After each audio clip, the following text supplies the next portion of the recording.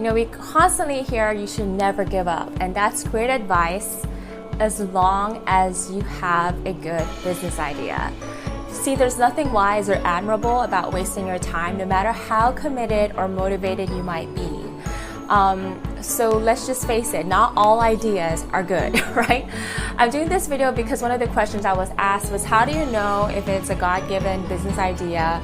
Or how do you know if I need to start over again, if I'm not seeing progress? When is it time for me to quit on what I'm trying to do? Like, when is it time for me to throw in a towel? You see, it's not always easy to tell if a business idea is a good one, but there are some telltale signs that you're probably on the wrong track. So in this video, I'm going to share with you guys 9 practical ways to know it's time to give up on your business idea.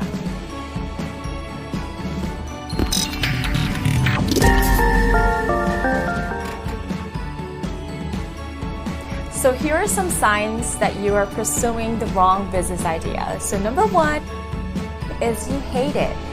Being a successful entrepreneur takes a lot of time, especially at the beginning.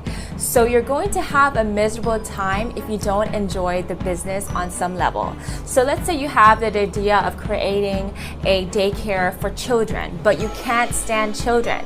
You're not going to be happy. Another sign is there's no market for your business. So for example, there's no market for pet beavers. Even if you love beavers and have great animal management skills and can sell with the best of them, you're not going to create a successful business selling pet beavers. So the question you need to ask is, do people care about your product or service? Number 3, you can't handle the startup costs. Certain types of businesses are prohibitively expensive to start up. So for example, pharmaceuticals, automobile production, or even restaurants are a few examples. Few people have the means to even get started with ideas like these. So finding investors could be a major hurdle for most.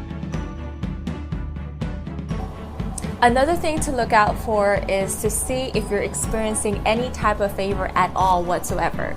Now, I understand there will be battles and there will be challenges that you're facing, and there'll be trying times, especially when you start a business, but also see if there's any type of favor, with anything, whether it's resources, systems, or provision, any of that. If you're not seeing any type of progress or increase or wins at all whatsoever as you've been doing your business for years, then there might be some time to reconsider. Maybe this is not where God wants me to be. Maybe this is the time for me to pivot and change direction, because if you're constantly fighting, and you're not seeing any type of favor. Now, when I say favor, and I have to emphasize this is not just talking about money. I'm talking about, are you getting the resources you need? Are you getting systems you need? Are you able to make your ends meet? And if you're not even able to make your ends meet, are you able to sustain your business with whatever limited resources you have? Does that make sense? So those are the kind of things you got to look out for. Follow favor, because if the favor of God is upon you, upon your hand, doesn't matter what battles or challenges you face, you will overcome all of them. But if you are not overcoming anything, if the battles are getting larger and larger and larger, and it's not, it's just basically you don't have the energy to keep going, you don't have the faith to keep going, then that might be a sign that it's time for you to give up that idea. Another hint to say, hey, it's time for you to quit, is if you're starting to see that there's no way you can make this business profitable.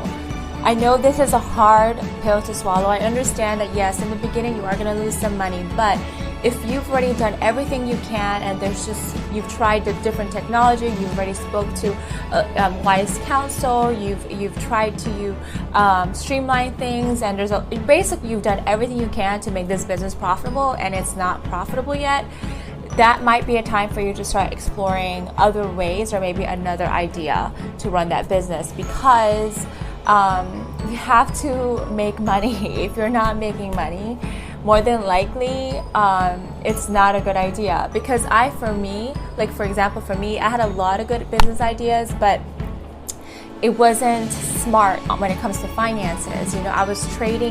I wasn't getting enough in return more than I was putting out. So The point is you want to be able to add value, but at the same time, you want to add value to yourself. So if you're not able to add value to yourself and all you're doing is giving, that might not be a profitable idea, because ultimately the Lord wants you to be debt free. The Lord wants you to be able to provide for your family. The Lord wants you to be able to expand His kingdom, expand His gospel. And unfortunately, that does take money, right? So you have to be smart and be a good steward of your resources. I'm talking about your gifts and talents. And if you're not doing something that isn't creating increase in your life, that might be a time for you to be like, okay, maybe this might be a ministry for me, but this is not my business, right? So what I mean by that is, yes, it's good to give, but there are times in our lives when it's time for us to build, right? So when you build something, it means that you're doing your best, right, to utilize your giftings to generate income for yourself and for your family, but ultimately to be a blessing. And if you can't even cover your bills, then you're not going to be able to be a blessing to others. So take that to heart. Another is your price point is too high for you to market. So for example, you might have the most ingenious idea for a new trash can for homeowners. However, if the trash can costs $2,700, you're going to be out of luck. People are only willing to spend a certain amount of money to find a solution. So you can't be outside that limit.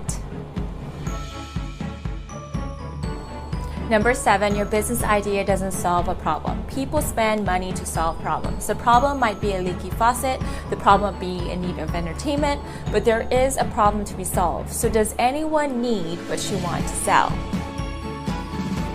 Another thing to look at is, are you experiencing peace?